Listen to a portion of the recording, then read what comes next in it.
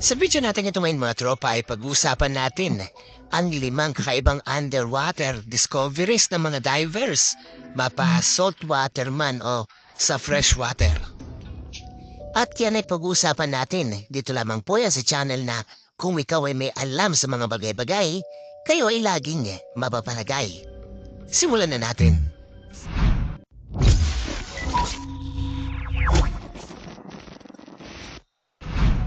Panglima sa listahan ay ang sunken Pirate City of Port Royal. Ito ay na-discover sa southeast coast ng Jamaica at kilala rin sa tawag na the most wicked and sinful city in the world. Mukhang may ideya na kayo kung bakit no mga tropa. Ang sunken Pirate City mga tropa ay isang Port Royal na hindi lang nagsilbing daungan ng mga barko noon. Sa halip ay naging tuluyan din ito ng mga pirata at iba pang mga taong naghahanap ng libangan at ligaya. By means ligaya, alam niyo na siguro yun mga tropa. Ayon sa ilang accounts, isang survivor mula sa trahedya ng syudad ang nakaligtas. Sinabi nito na ang dahilan kung bakit lumubog ang city ay dahil sa sunod-sunod na dilubyong tumama dito. Taong 1692 nang tumama ang napakalakas na lindol na nagpayanig sa lugar. Sinundan din ito umano ng malaking tsunami at pagguho ng lupa nito. Malawak na pinsala ang iniwan ng mga dilubyo sa lugar na ito. At take note mga tropa, hindi lang mga ari-arian ang sinira nito. Binawi rin ng pangyayaring ito ang buhay ng halos 2,000 taong namamalagi dito o naninirahan. Ayon sa urban legend ay parusa umano ng Diyos ang nangyari dito. Ang Pirate City kasi mga tropa ay sinasabing lugar na puno ng kalaswaan, sakitan, nakawan at iba pang mga bagay na hindi katanggap-tanggap at labag sa utos ng Diyos. Ang sumunod naman sa ating listahan ay ang Wreckage of San Jose. Isa ito sa pinakamatagal ng nawawalan wreckage na sinasabing may pinakamaraming kayamanan na dala-dala.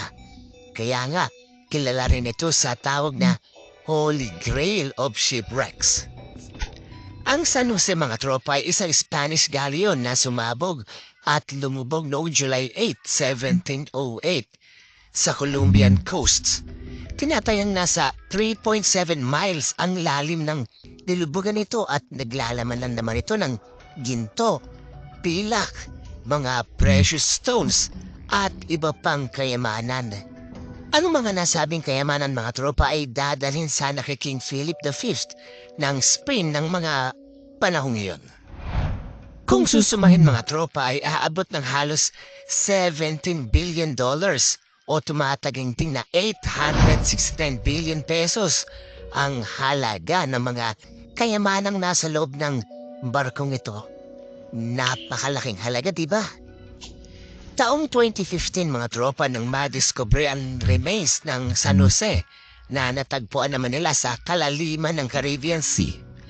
Sa pamamagitan ng isang autonomous underwater vehicle na kung tawagin ay Remus 6000, ang mga eksperto mula sa Woods Hole Oceanographic Institution ay kinumpirmang ang nawawalang barko nga ang nadiskubre nila.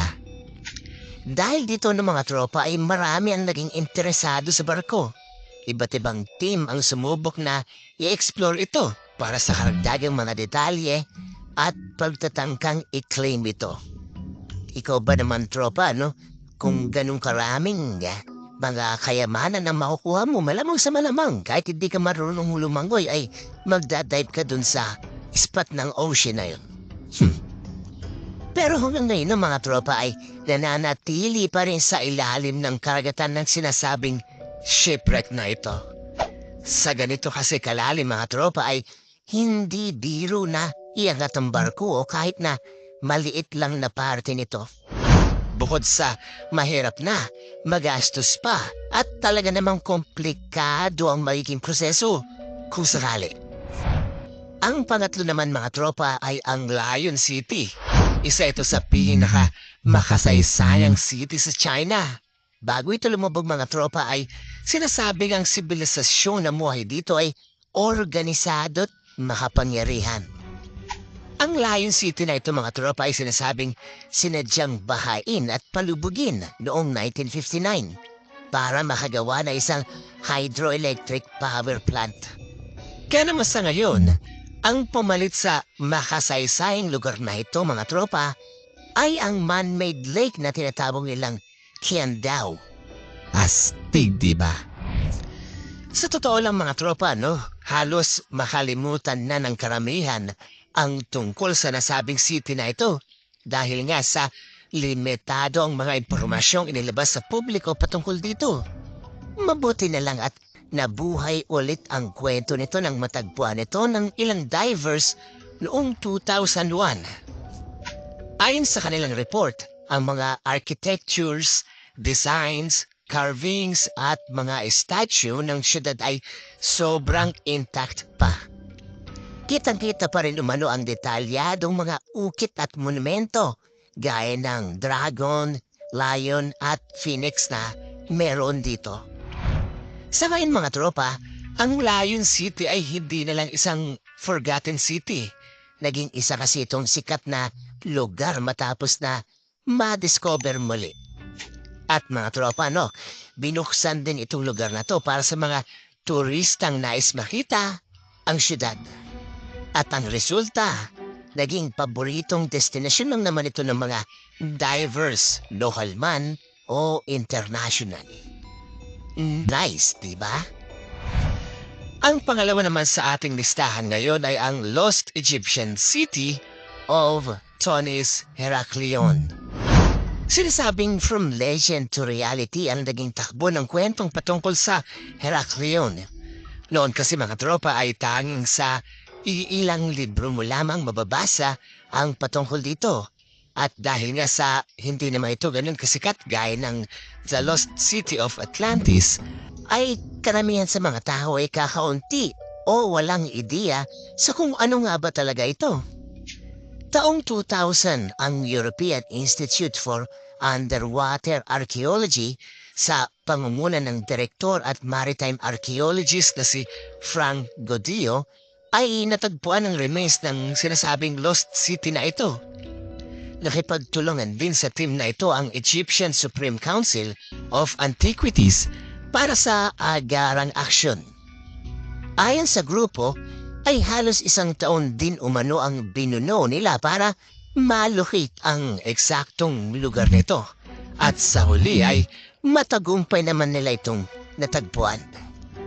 Ito ay kasalukuyang nasa Western Aboukir Bay sa Egypt at may lalim na 150 feet. Ayon sa mga kwento, lumubog ang siyudad na ito dahil sa isang lindol na sumira sa pundasyon at sa ilalim ng kalupaan nito. Pero huwag kayo mga tropa, no? Ang ancient city na ito ay kinakitaan pa rin ng ganda sa kabila ng matagal na panahon na itong nakalubog sa ilalim ng tubig. May mga nadiskobring colossal statues, monuments, architectures, mga alahas, barya, ginto, ceramics at naging mga ritual objects na paniniwala ng mga eksperto ay ginamit sa pagsamba ng namuhay na sibilisasyon dito noon.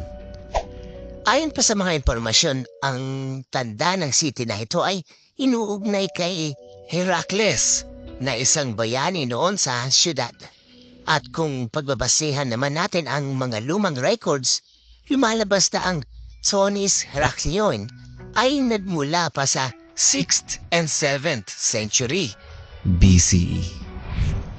Isa din ang Heraklion sa pinakamakasaysayang syudad ng Egypt noon.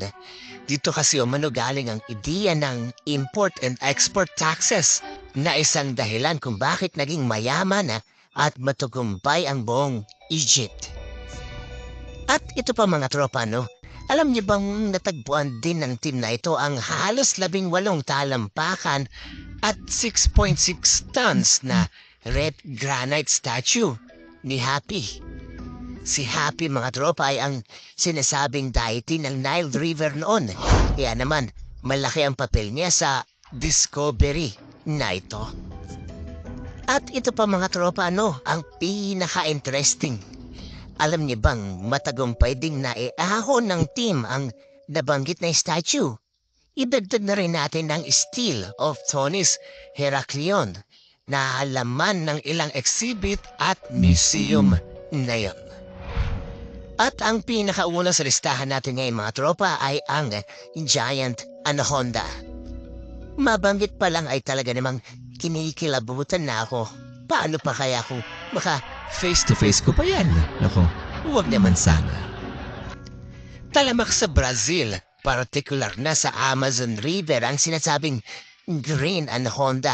Sa laki nito mga tropa ay hindi nakakapagtakang napabili lang siya sa sinasabing Amazon River Monsters. Ito lang July 2019, si Bartolomeo Bove kasama ang kanyang partner na si Juca Igrape ay naaktuhan ng malapitan ang sinasabing monster na ito habang sila ay nasa Formoso River, Brazil. May kukumpara umano ang haba nito sa isang fully grown na giraffe at pwedeng mas humaba pa dun. At ang timbang, well mga tropa, umaabot lang naman ng halos 5 doble sa normal weight nating mga tao. 5 doble. Ang Green Anaconda mga tropa ay hindi makamandag. Ulitin ko, hindi makamandag.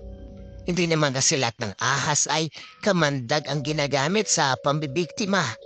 Gaya nga nitong Anaconda, ang style ng ahas na ito para tagumpay na makapambiktima ay lilingkisin niya ng sobra ang target niya.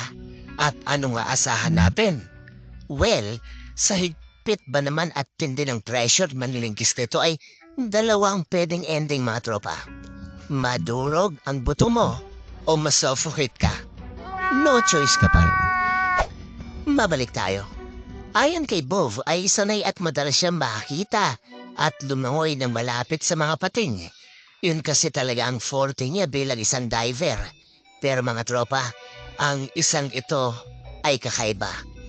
Bukod sa nakakaba ay talagang makapigil hininga at nandun din ang pag-iisip kung makakasurvive at makakaahon ka ba ng buhay. Pero kahit na diba, sa laki ng ahas na yun ay mahirap mag-expect na friendly sila at lalong mahirap din magtiwala sa hype na yan dahil kilala din sila bilang literal na bantay sa lakay. Hindi yung kapitbahay niyong bantay sa lakay. Ba naman yun? Well, mabalik tayo. Speaking of bantay sa lakay ay kinontra naman ni Bove ang ideya na yon. Ayon sa kanya, patunay umano ang mga video na kuhanan nila na hindi totoong agresibo ang mga anaconda.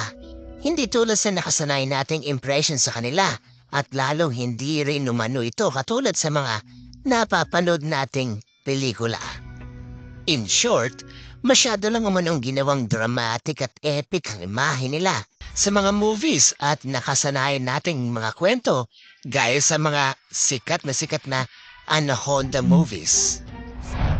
At yan po ang 5 kakaiba at makapigil hiningang discoveries ng mga divers sa katubigan.